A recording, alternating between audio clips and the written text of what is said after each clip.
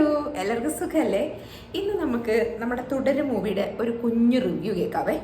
Review എന്നൊന്നും പറയാനും മാത്രം നമ്മൾ വളർന്നിട്ടില്ല. നമ്മൾ സിമ്പിളായിട്ട് നമുക്ക് തോന്നിയ കുറച്ച് കാര്യങ്ങൾ നമ്മൾ ആ സിനിമ എങ്ങനെ എനിക്ക് ഫീൽ ചെയ്തു എന്നുള്ളത് പറയുകയാണ്. താല്പര്യമില്ലാത്തവർക്ക് ഇപ്പോഴേ സ്കിപ്പ് ചെയ്ത് പോകാൻ കേട്ടോ. അപ്പോൾ സിനിമ ഇങ്ങനെ സ്റ്റാർട്ട് ചെയ്യുമ്പോൾ തന്നെ മോഹൻലാലിനെ കാണിക്കുന്നുണ്ട്. മോഹൻലാൽ ഡ്രൈവ് ചെയ്യുന്നു, കുറച്ച് ചാളുമൊക്കെ അടിക്കുന്നതാണ് കാണിക്കുന്നത്. എനിക്കെന്തോ അത്ര കണക്റ്റായിട്ട് തോന്നിയില്ല. അപ്പം ഞാൻ ഓർത്തു, ഇതാണോ ഇവർ പറഞ്ഞ ഈ സിനിമ എന്ന് ഓർത്തു. അത് കഴിഞ്ഞ് പിന്നെ ശോഭനയായിട്ടുള്ള സീൻസ് വന്നു, അവരുടെ ഫാമിലി സീൻസ്. അതാണെങ്കിൽ കട്ട ക്രിഞ്ച്, അതുമാതിരിയാണ് എനിക്ക് പേഴ്സണലി ഫീൽ ചെയ്തത്. എന്തോ എനിക്ക് അതിനകത്ത് അവരുടെ ഡയലോഗുകളൊന്നും കണക്റ്റഡ് ആയിട്ട് തോന്നിയില്ല. അവരുടെ ഒരു മലയാളവും തമിഴും കൂടെ മിക്സ് ചെയ്തിട്ടുള്ളതാണ് അവർ പറയുന്നത്. അവർ പറയുന്നതിൻ്റെ കുഴപ്പമായിട്ടല്ല ഞാൻ പറയുന്നത്. പക്ഷെ എന്തോ അതങ്ങോട്ട് അവർ തമ്മിലുള്ള റിലേഷൻസ് ഒന്നും നമുക്ക് അങ്ങോട്ട് കണക്റ്റ് ആവാത്ത പോലെ എനിക്ക് തോന്നി. എനിക്ക് മാത്രം, വേറൊരാളുടെ കാര്യം പറയല്ല, എനിക്ക് പേഴ്സണലി അങ്ങനെ തോന്നി. കാരണം ഇച്ചിരി കഞ്ഞി എടുക്കട്ടെ, ഒന്ന് ബോഡി ഓടുന്നു ഇങ്ങനെയൊക്കെ പറയുന്ന രീതിയിൽ ഈ ഒരുമാതിരി ഇങ്ങനെ എഴുതി കൊടുത്ത് പറയത്തില്ലേ, ആ ഒരു ഫീല്. അങ്ങനെ അവരുടെ വീട്ടിൽ അവരിങ്ങനെ ഹാപ്പി ആയിട്ട് ജീവിച്ചു പോവാണ്. അപ്പം ഞാൻ കഥയൊന്നും കൂടുതൽ പറയുന്നില്ല. എൻ്റെ കാണിക്കുന്ന മോഹൻലാലല്ല ബെൻസ് ഷൺമുഖൻ എന്ന ബെൻസിന് ഏറ്റവും ഇഷ്ടമുള്ളത് കാറിനോടാണ്.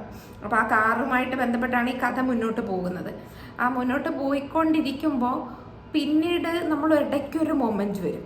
ഇടയ്ക്കൊരു മൊമെൻ്റ് എന്ന് പറഞ്ഞു കഴിഞ്ഞാൽ നമ്മളെ കൊണ്ട് വണ്ടി ഓടിച്ച് കൊണ്ടുപോകുന്നു 2-3 പേര്. അപ്പോൾ നമ്മുടെ വണ്ടിയുടെ പുറകിൽ ഒരാളെ കൊന്ന് ചാക്കി കെട്ടി തൂക്കി ഇട്ടേക്കുന്നത് എന്ന് നമുക്ക് മനസ്സിലാവുന്നൊരു മൊമെൻറ്റ്. എൻ്റെ അമ്മോ, അന്നേരം മുതൽ നമ്മൾ പിന്നെ മോഹൻലാലിനെ കാണത്തില്ല.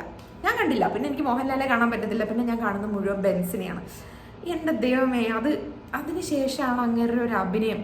സമ്മതിച്ചു കൊടുക്കണം. കാരണം നമുക്ക് ആ ഓരോന്നും ഫീൽ ചെയ്യും, നമ്മളെപ്പോലെ ഫീൽ ചെയ്യാൻ തുടങ്ങും. ഇത് കഴിഞ്ഞ് ഇവർ ഈ ഡെഡ് ബോഡി കൊണ്ട് കളഞ്ഞതിന് ശേഷം തിരിച്ച് വീട്ടിൽ വരുന്നുണ്ട്. തിരിച്ച് വീട്ടിൽ വരുമ്പോഴത്തേക്കും അവരുടെ വീട്ടിൽ വളർത്തുന്ന പട്ടി തന്നെയാണ്. അതിങ്ങനെ കുറച്ചുകൊണ്ട് ഈ വണ്ടിയുടെ ഡിക്കിയുടെ ചുറ്റും ഇങ്ങനെ ഓടും. അപ്പോൾ അതിൻ്റെ ഓരോ കുരയും നമ്മുടെ ഹാർട്ടിലാണ് ഇങ്ങനെ കൊള്ളുന്നത്. ആ സമയത്തൊക്കെ മോഹൻലാലുണ്ടല്ലോ, കിടിലനാണ്. മോഹൻലാൽ ഇല്ലല്ലോ, ബെൻസാണ് കറക്റ്റ്. അതിനകത്ത് അതൊക്കെ ഫീൽ ചെയ്യുന്നുണ്ട്. പിന്നെ നമ്മൾ അടുത്ത സെക്ഷൻ എന്ന് പറഞ്ഞു കഴിഞ്ഞാൽ പിന്നീട് ഈ ഒരു ഭയങ്കര ഒരു വലിയൊരു സാധനം ഇങ്ങനെ മനസ്സിൽ കൊണ്ടു നടക്കുമല്ലേ, ഇങ്ങനെ ഒരാളെ കൊന്നു, അതിനെ കൊണ്ട് കളഞ്ഞു എന്നൊക്കെ ഉള്ള കാര്യങ്ങൾ. പിന്നീട് ഒരു പോയിന്റിൽ ഇത് റിയലൈസ് ചെയ്യുന്നുണ്ട്, ഇത് ആരാണെന്നുള്ളത് ഇയാൾ റിയലൈസ് ചെയ്യുന്ന സമയം എൻ്റെ ദൈവമേ, അതതിനടുത്തത്. എന്നിട്ടുമാണ് നമ്മൾ ആ കാണുന്ന ഐക്കോണിക് ബാത്റൂം സീൻ. അവർ നേരത്തെ പറയുന്നുണ്ടല്ലോ, ബാത്റൂമിനകത്ത് പോയിട്ട് അഭിനയിച്ചുകൊണ്ടിരിക്കുമ്പോൾ കട്ടുപറയില്ലേ എന്ന് പറഞ്ഞാൽ അഭിനയിക്കുക എന്ന് പറഞ്ഞാൽ അതൊക്കെ ശരിക്കും ഫീൽ ചെയ്യും കേട്ടോ. ആ ബാത്റൂം ഇങ്ങനെ നനഞ്ഞ ബാത്റൂമിലോട്ട് വീഴുമ്പോണ്ടല്ലോ, നമ്മുടെ കാലിലും കൂടെ ഒരു തണുപ്പ് ഇങ്ങനെ അരച്ച് കയറും. അത്ര കിടിലൻ പെർഫോമൻസ് ആയിരുന്നു. ഫൈറ്റ്, ഇമോഷണൽ സീൻസ് ഒക്കെ എന്ന് പറഞ്ഞാൽ ഹൈലി. എനിക്ക് എൻ്റെ ഒരു പേഴ്സണൽ കാര്യം എന്ന് പറഞ്ഞാൽ, ഞാനൊരു സിനിമയെന്ന് കണക്റ്റഡ് ആവുന്ന എപ്പോഴാന്ന് വെച്ചാൽ നമ്മൾ ബാക്കിയുള്ളതൊക്കെ മറക്കണം. നമ്മൾ മോഹൻലാലിനെയോ ശോഭനേനെയോ ഒക്കെ വിട്ടിട്ട് നമ്മൾ ആ ബെൻസാവണം. ബെൻസിൻ്റെ വിചാരങ്ങളിൽ കൂടെ അല്ലെങ്കിൽ ബെൻസിൻ്റെ കൂടെ നമ്മൾ അയാളുടെ ഒരു ശരിക്കും നടക്കുന്ന ഒരു കഥ പോലെ നമ്മൾ ആ കുറച്ച് സമയം അതിനേക്ക് വീഴുമ്പോഴാണ് നമ്മൾ ഒരു സിനിമയാണെങ്കിലും ശരി, ഒരു കഥയാണെങ്കിലും ശരി, ഒരു വായിക്കുന്നൊരു പുസ്തകമാണെങ്കിലും ശരി, എന്താണെങ്കിലും അതിനകത്തോട്ടേക്ക് പോകുന്നതെന്നാണ് എൻ്റെ ഒരു പേഴ്സണൽ ഒപ്പീനിയൻ. അങ്ങനെ ശരിക്കും വീണു.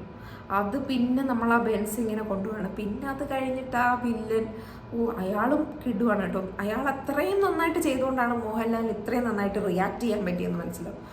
അയാൾ അത്രയും ഫ്രഷ് ഫേസ് ആയതുകൊണ്ട് അയാളാണോ വില്ലനെന്ന് പോലും നമുക്ക് ആദ്യം മനസ്സിലാവത്തില്ല. ഫസ്റ്റ് ടൈമൊക്കെ കണ്ടിട്ടുള്ളവർക്കാണെങ്കിൽ നമുക്കൊക്കെ ഇതിനെപ്പറ്റി നേരത്തെ തന്നെ ഓരോ അരികും മൂലയും ഒക്കെ ചില കാര്യങ്ങളൊക്കെ നമുക്ക് കിട്ടുമല്ലോ. ഇങ്ങനെ പലരും റിവ്യൂ ഒക്കെ പറഞ്ഞും ഒക്കെ ആയിട്ട് നമുക്ക് അതിനെപ്പറ്റി കുറച്ച് കാര്യങ്ങളൊക്കെ അറിയാം. ഇതൊന്നും അറിയാതെ ഫസ്റ്റ് ഷോയ്ക്ക് പോകുന്ന ഒരാൾക്ക് ഒരു കിടിലൻ എക്സ്പീരിയൻസ് ആയിരിക്കും ഈ സിനിമ. അല്ലെങ്കിലും നല്ലൊരു എക്സ്പീരിയൻസ് തന്നെയാണ്, എന്നല്ല, പക്ഷേ അവർക്ക് കുറച്ചും കൂടെ ഒരു ഭയങ്കര ഒരു എക്സ്പീരിയൻസ് കിട്ടി കാണും. പിന്നെ ആ വില്ലൻ്റെ ലാസ്റ്റ് ക്ലൈമാക്സ് സീന്, അയാൾ ഇടിക്കുന്ന ഓരോ ഇടിയും നമുക്ക് കൂടെ അടുത്ത് ഇടിയടാന്നുള്ള രീതിയിൽ നമ്മളിങ്ങനെ നിൽക്കും.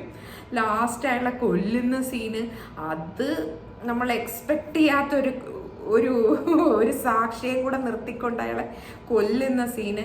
ഇവരൊക്കെ കൊന്നു കഴിഞ്ഞതിന് ശേഷം ഓൾമോസ്റ്റ് എല്ലാം നഷ്ടപ്പെട്ട ഒരാളുടെ ഒരു ഫീലോട് കൂടി നിൽക്കുന്ന മോഹൻലാൽ കിഡുവാണ്, ഒന്നും പറയാനില്ല. ശോഭനയുടെ എന്ന് പറഞ്ഞു കഴിഞ്ഞാൽ ശോഭനയ്ക്ക് പ്രത്യേകിച്ച് ചെയ്യാനൊന്നുമില്ല. ശോഭനയ്ക്ക് ഇതുമാതിരി ഇങ്ങനെ കുറച്ച് ഡയലോഗ്സും പിന്നെ അടികൊള്ളുക കരയുക, ഈ 2 ഓപ്ഷനേ ഉള്ളൂ. പിന്നെ ഇടയ്ക്ക് ഇങ്ങോട്ടൊരു നോട്ടം നോക്കും, അത്രേ ഉള്ളൂ. ഇത്തിരി കഞ്ഞി എടുക്കട്ടെ ബെൻസേ, അങ്ങനെയൊക്കെയുള്ള കുറച്ച് ചെറിയ ഡയലോഗുകൾ മാത്രമേ ഉള്ളൂ. അവരുടെ ഡയലോഗുകളിലോ അവരുടെ സ്ക്രിപ്റ്റിങ്ങിലോ വന്ന എന്തെങ്കിലും പ്രശ്നം കൊണ്ടായിരിക്കാം അവർക്ക് കുറച്ചും കൂടെ ഒരു ഇത് കൊടുക്കായിരുന്നു എന്ന് എനിക്ക് തോന്നി. പ്രത്യേകിച്ച് അവരൊരു തമിഴ് സ്ത്രീയായിട്ടാണ് അതിനകത്ത് കാണിക്കുന്നത്. തമിഴ് സ്ത്രീകളെന്ന് പറഞ്ഞാൽ നമ്മൾ മലയാള സ്ത്രീകളെക്കാളും കുറച്ചും കൂടെ പവറുള്ളവരാണ്. ഒരാളിങ്ങനെ അടിക്കുക, അവരുടെ വീട്ടിലൊരു പ്രശ്നം വരികയും ചെയ്യുമ്പോൾ അവർ കുറച്ചുകൂടെ ഫിയേഴ്സായിട്ട് തിരിച്ചു നിൽക്കും. അത്രയൊന്നും കണ്ടില്ല അതിനകത്ത്. അത് ഓക്കെ, എല്ലാം കൂടെ എല്ലാവർക്കും ഭയങ്കര പെർഫെക്റ്റ് ആയിട്ട് ചെയ്ത് വെക്കാനും പറ്റില്ലല്ലോ. അതർവൈസ് നമ്മൾ കുറേ നാളിന് ശേഷം കാണുന്ന ഒരു കിഡിലൻ മൂവിയാണ്. ചുമ്മാ ഒന്നും അല്ല ഇങ്ങനെ കോടികളുടെ ക്ലബിലൊക്കെ കയറുന്നതെന്ന് നമുക്ക് മനസ്സിലാവും. കണ്ടിട്ടില്ലാത്തവർ ഓൺലൈനിൽ കാണാനിപ്പോൾ അവസരമുണ്ടല്ലോ, സൈറ്റുകളിലൊക്കെ വന്നിട്ടുണ്ട്, OTTകളിലൊക്കെ വന്നിട്ടുണ്ട്, നിങ്ങൾക്ക് കാണാം. കണ്ടു കഴിഞ്ഞാൽ ഒരു മസ്റ്റ് വാച്ചാണ് കേട്ടോ. നമുക്കൊരു നല്ല സിനിമ കണ്ട് എക്സ്പീരിയൻസ് തരാൻ പറ്റുന്ന ഒരു സിനിമയാണ്. Hats off to Tharun Moorthy and the entire crew.